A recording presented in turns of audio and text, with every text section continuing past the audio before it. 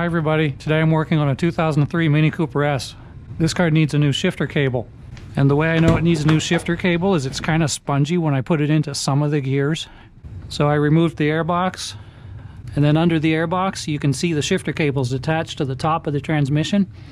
There's a couple of places where they can fail. Firstly, there's like a rubber bushing here where it attaches to the transmission itself. And then second is this plastic sheathing. For the 2002 and the 2004 cars, it's made out of plastic, and as you can see here, it's broken off. So it works okay when the lever is pulling to shift into the lower range of gears, 2, 4, and 6, but when the cable has to push, it just kind of bends instead of pushing, and so it feels kind of mushy. This is a known design flaw, and they updated this for the 2005-2006 model year. If you have this problem, it's probably best to just replace the cables with a newer style, and that also requires replacing the shift box as well. So here's the shift lever and the cables. This is the newer style. As you can see, they're updated here. They're made out of metal instead of plastic at the place where they flex and break. And all this does is move the cables depending on which way you're moving the shift lever. So unfortunately, this newer style cable cannot be used with the older style box. So to use these new cables, we have to replace the box as well. So to get the old shift box out, we have to remove the boot. We have to take off the shift knob, which is really interesting. You just kind of pull hard. So when you do this, you want to make sure not to punch yourself in the face. So kind of put your face off to the side and just pull real hard. Like that. And then this part here, you just pull and it comes off. And then underneath here, there's a zip tie. You're just going to cut that off. Then we can take the whole shift boot off. You can see the top of the screw right there, so it goes through the box. There's 4 screws. I'll go underneath the car now and show you. Unfortunately, the exhaust is in the way, but the shift box is right about here. You can see a little bulge right here. So we're going to have to get this heat shield out of the way to get to the box. And then the cables come up here past the side of the exhaust and up to the top of the transmission. So we're going to have to remove this heat shield and this heat shield. And we're probably going to have to take the exhaust, separate the exhaust here as well to get it to come out. So I'm going to go under here with a little bit of penetrating oil and spray these bolts. It's a good idea to let it sit for a little bit. I'm going to take my chances because I know this is a mostly rust-free car. While I'm waiting for that to soak in, I'll come back here and I'll remove these 10mm bolts holding this tunnel in place.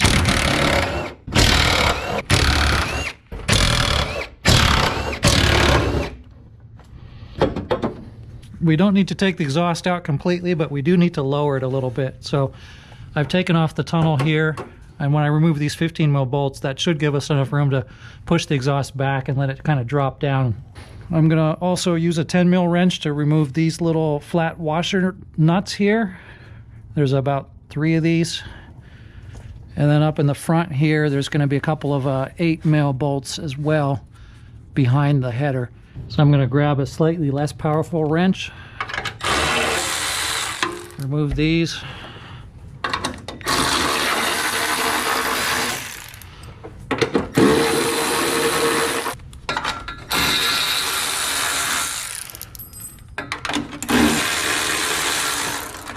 We're going to unclip the O2 sensor here, push it out of the way.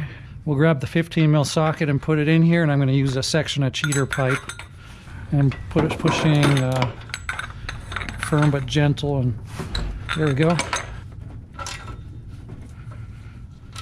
felt like it tightened up a little bit, so I'm going to back it off and kind of give it a chance to clean off the threads and chase the threads a little. I'm just going to be patient and kind of go backward and forward and let the nut chase out the threads for me. And I'm trying to avoid putting too much torque onto this because I know it'll just twist off if I do. If you do break this off, you can just whack it out with a dead blow hammer and replace with a bolt and a nut. Or you can get a stud as well if you really care. Just being nice and patient. Going about, I don't know, an extra 1/8 of a turn each time.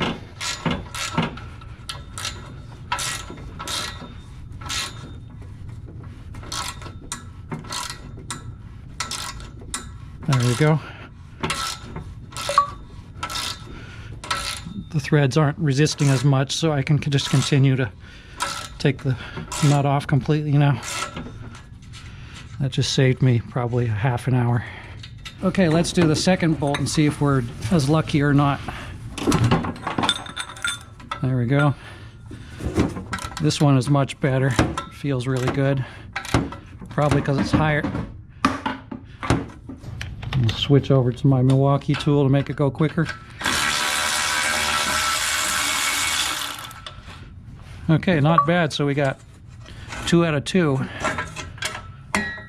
And that gives us plenty of room here. And be sure to check out the video description. I'll put a link with all the tools I used. We got one more washer nut here. Now we can just kind of bend this out of the way.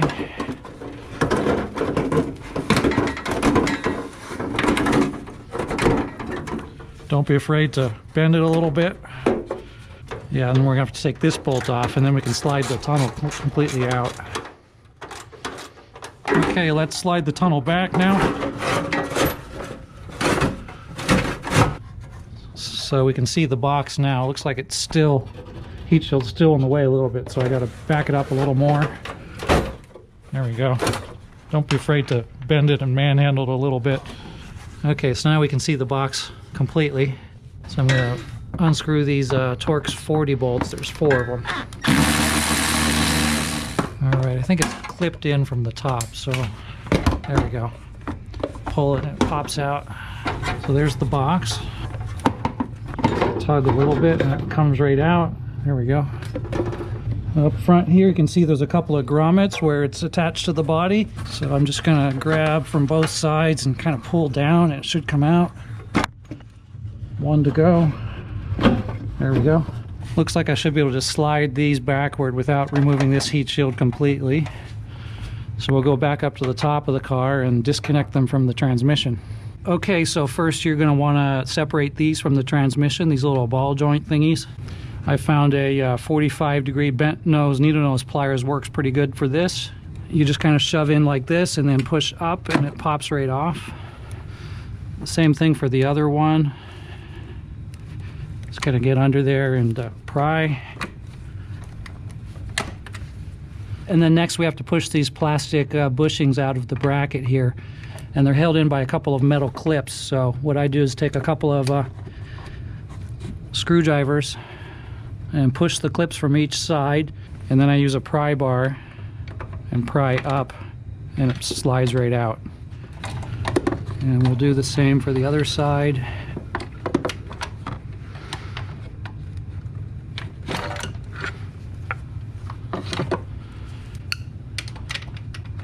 Alright, so the cable should now be free of the car. So I'll go back underneath and pull it out. So I'll pull the box backward, and that'll cause the cables to come toward the rear of the car.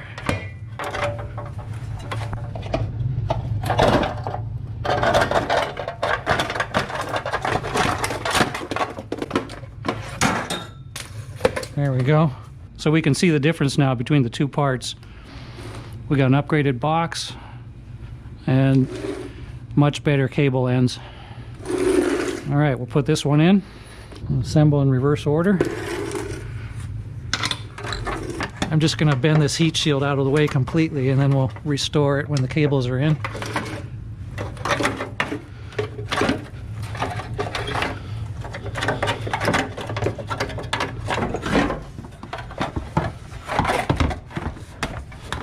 This will kind of like snap in place first and then we can tighten the screws to hold it up there. Now that we got the box installed, we're gonna slide these heat shield thingies back up and put the grommets back in place. Then we'll go back up on top and get these cables where they need to be. And when we do this, we want to make sure they're not twisted. All right, so that cable goes there. And then we're gonna align it so the bushing is back in the right place and make sure the springy things are facing up. And once we've got it lined up, I'll take the pry bar and push it back in place. All right, once we've got that done, we can just put the little ball joints back on. And I like to pull back on them after I've snapped them on to make sure they don't fall off. This one on the back, I just push it on with the pry bar. Before buttoning anything up, we're going to want to check and make sure the shifter feels good. Now we can reinstall the airbox. I didn't show the deinstall of the airbox, but basically there's a 10mm screw right here. So I'll put this back in.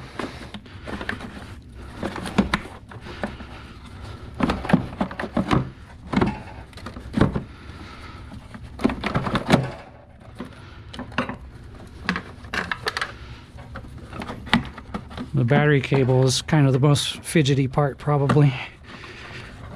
If you just kind of push it, you can get it to snap back in place. And plug the ECU cables in.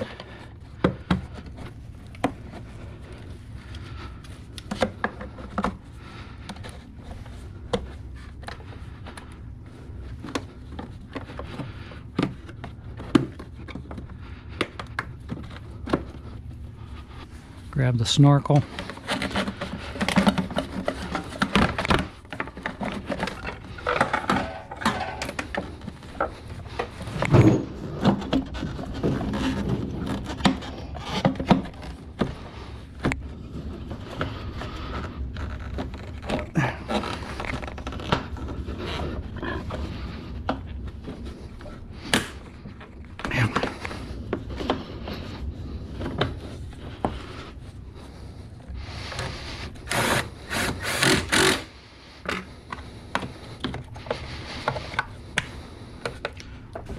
This car is missing the hose clamp, so I'm going to use a zip tie.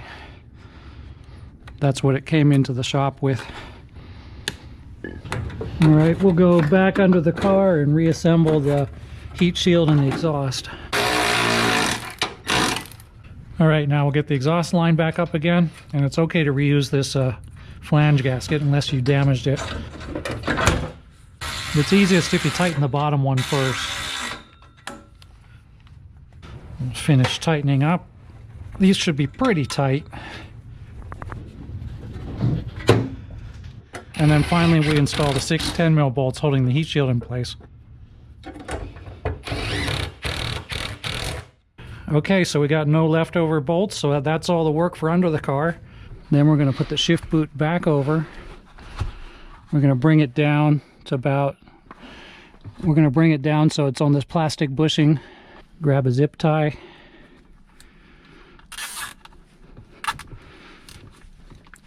Make it tight. Doesn't need to be super tight, just enough so it doesn't slip off. Then we restore the leather. We're going to line this thing up so that these little pins go into the holes.